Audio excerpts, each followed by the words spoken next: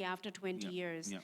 Let's make mayors compete with reforms and say, you do and 3 reforms will give you $3 million.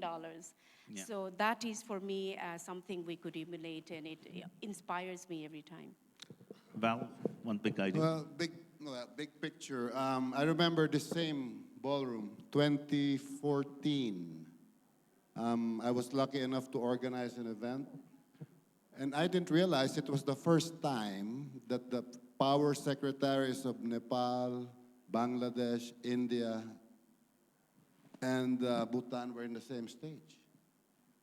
Just the connectivity, the transmission line between India and Nepal, maybe Bangladesh can get some of that power because it passes by there anyway, which is tremendous in itself. No, thanks. I think. And it's not only electricity, it can be fiber optic, you know, and then you have the youth, you can take advantage of them, services industry, STEM, digital.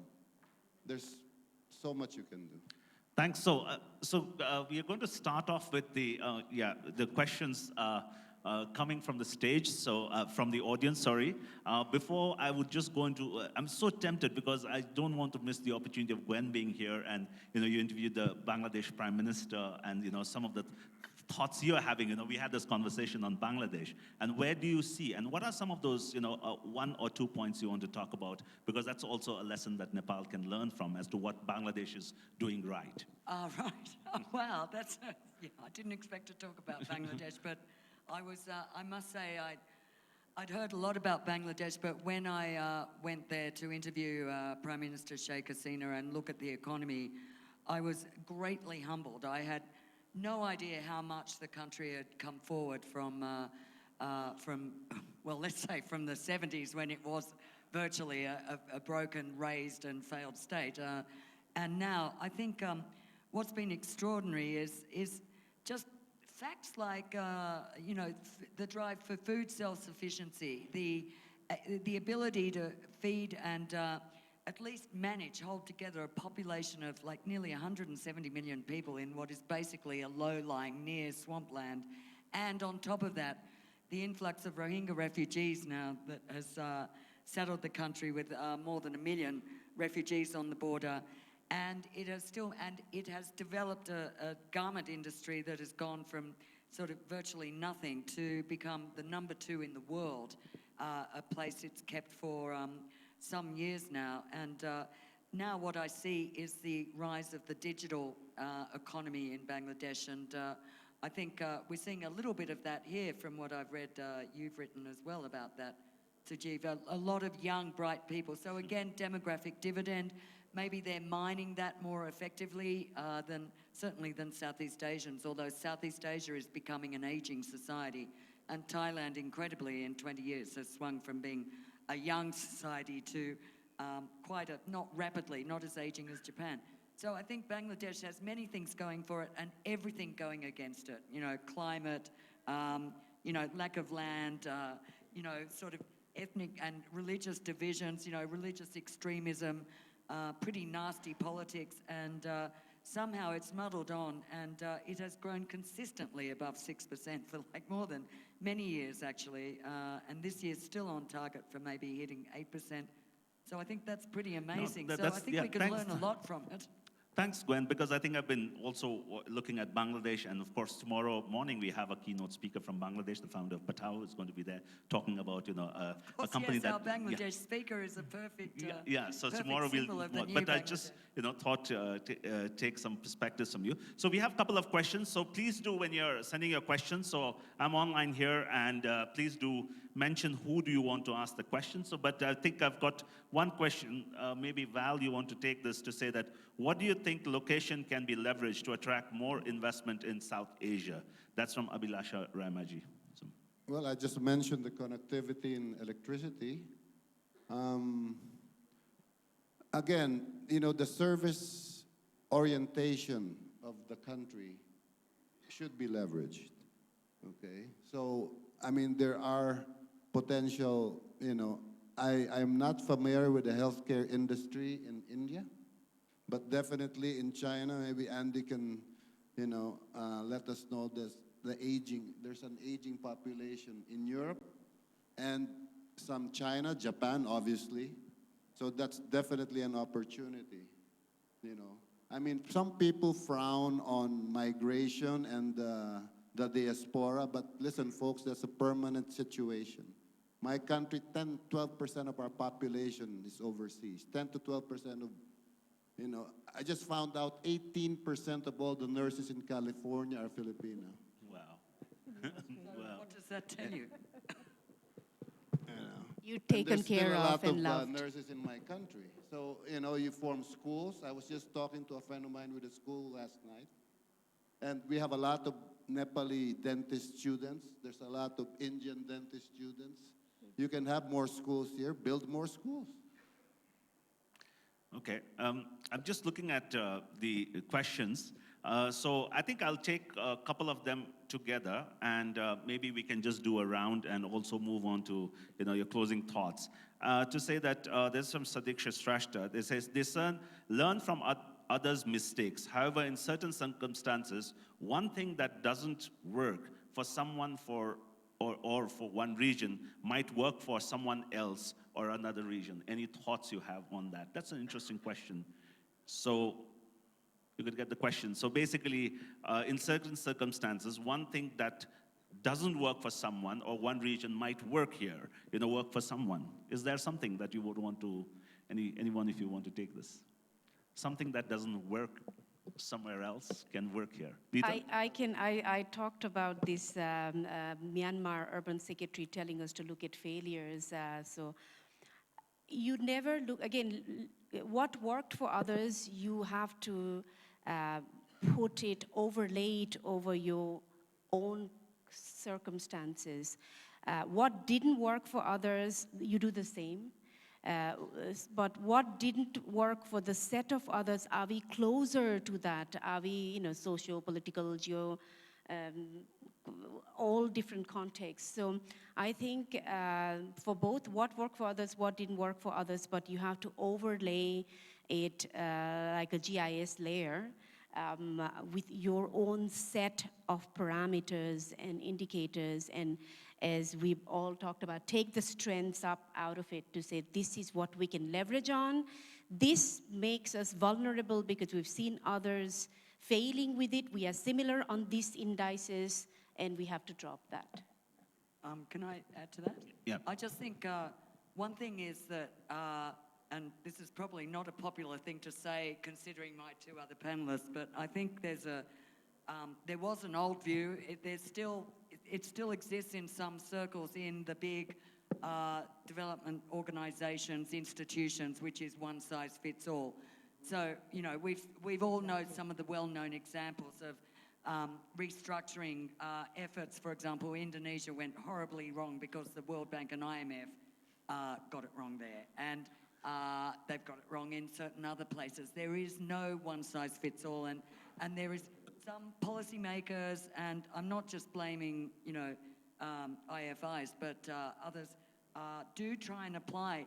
It worked here, why can't it work there? So I think that's a very good question, and I'd say one key example is tax reform, where, different it should be so tailored to an individual country's economics and demographics, and yet, there are big advisors, institutions that try and advise the same formulas.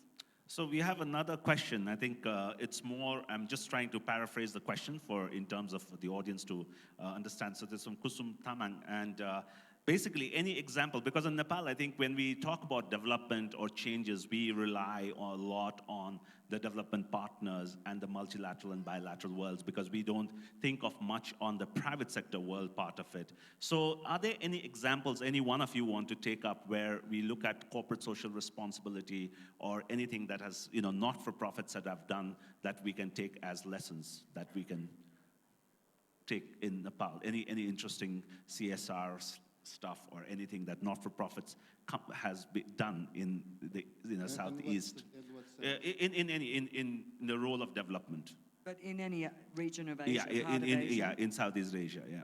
Oh, Southeast Asia. Yeah, that we could learn from. Yeah. Anything that is, exemplary not-for-profit corporate social responsibility work? That's the question that has come.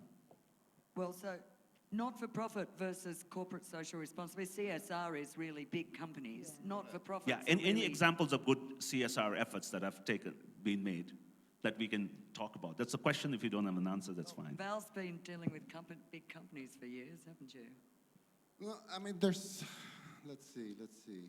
You see, the mere word corporate social responsibility, honestly, that one is, I think it's fading. Okay, companies now are realizing that being socially responsible is a matter of survival.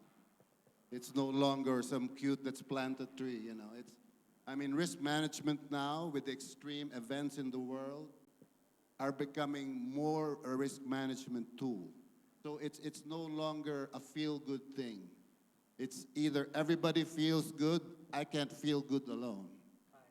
But I think it's still very important for companies. If I may say, can I give a key example, I think, is that Thailand, as people might be aware, Thailand was at the forefront of EU complaints on fishing industry for a variety of reasons and practices in the fishing industry. And the biggest Thai company in fisheries is, without a doubt, Thai Union. It was called Thai Union Frozen. And it actually owns things like John West Tuna, Chicken of the Sea. It's a mega company worldwide, huge, with vast fishing fleets, etc. And was getting so hit and criticized. And it implemented some very big CSR initiatives. And finally, I think last year, stunningly, Greenpeace and World Wildlife Fund turned around and actually issued statements in support of how this company had completely restructured its policies, its fishing practices, its recruitment, labor, etc. So I'm not saying they're perfect, but I think that's really a stunning example of a Thai company that's actually multinational, global, and has managed to turn itself around in the name of. But I agree with Val. I think corporate social responsibility covers a multitude of sins. I just remembered the transaction I did last October before I left IFC in Manila. In the beginning, all of these small farmers are getting affected by typhoons. We get a lot of typhoons in the Philippines. So what we did is we linked up with some insurance companies. At first, they didn't want to touch that because it's small. It's like 1-2 hectare property. They need 10,000, 15,000. That's about $300, the average size of a farmer's plot. But we asked them, listen, we'll give you a grant. You do an actuarial study of where the typhoon hits, and then let's demographically make it diverse so that you can risk it. And true enough, they came up with a formula where a farmer pays 20 pesos is about 40 US cents a month to cover his $300 plot of land. It might be small for us, but for them, it's devastating. And true enough, in the last typhoon, we had 10,000 farmers who benefited.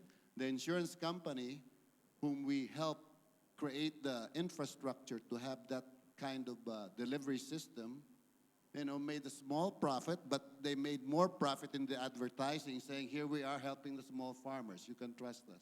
So that self-interest is still the big motivator. Neeta, you had something there? Very quick example.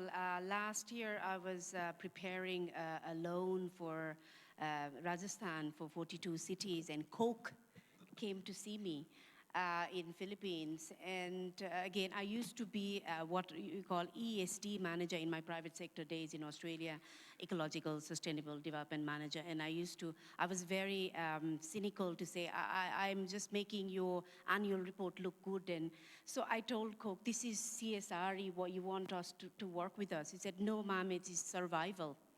Because in Rajasthan, there is a huge water security issue with climate change. If they're not responsible in 10 years, we will not get water to mine and make Coke. So as Val says, it's not CSR, it's matter of survival that private sector have to do. So that was one example. Okay. So I think, we are coming to the close. So, just final 60 seconds, any closing remarks you would like to make? Neeta, you want to Gwen? Put it on the spot. Well, all I can say, being a first-timer in this particular region, I can see so many similarities, but I can also see the disparities and as you say, what this region can learn from Southeast Asia. But I'm actually getting ideas about what Southeast Asia could learn from here as well. And these are both positive and negative. So I think this is something that I'll take back with me and maybe Thanks. try and, you know, incorporate in future coverage. Thanks. For me, I'm also a diehard optimist like you. I see with ADB, we've been supporting this program called SASIC, Southeast Asia Sub-Regional Cooperation.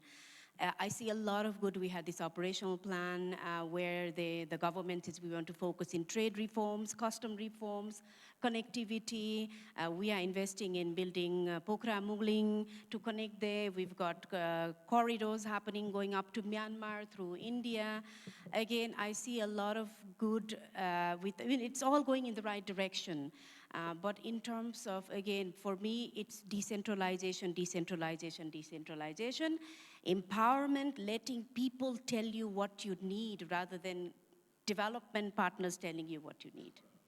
Thanks. Val. Oh, I mean, it's a great homecoming for me. 4 years, well, I left here 2016, so 4 years, a lot has changed. And it's nice to see Nepal progressing. I think you should take advantage of your, location. You know, you have the demographics. You just don't be afraid to make the mistakes. You know, just push on. No, thank you. This has been great to have this panel. You know, thank you, Gwen. Thank you, Neeta. Thank you, Val. And I don't want to summarize this discussion, but I think there's a lot of lessons to learn. And I think from a positive, as lessons, we also need to look at what are the mistakes others have made, and we should also learn from this mistake. Thank you all for coming for this session, and a round of applause to our panelists. And back to Sadiksha. Thanks. Thank you.